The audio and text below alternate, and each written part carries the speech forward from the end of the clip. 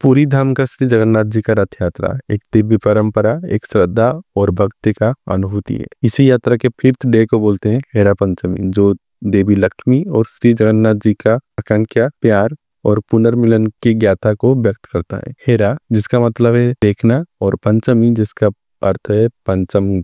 इसी दिन देवी लक्ष्मी भगवान श्री जगन्नाथ जी को देखने के लिए गुंडीचा मंदिर आते हैं। वहां पे आके उनके साथ झगड़ा करती है, क्योंकि भगवान श्री जगन्नाथ जी लक्ष्मी को श्री मंदिर पे छोड़ के आ गए थे, इसीलिए।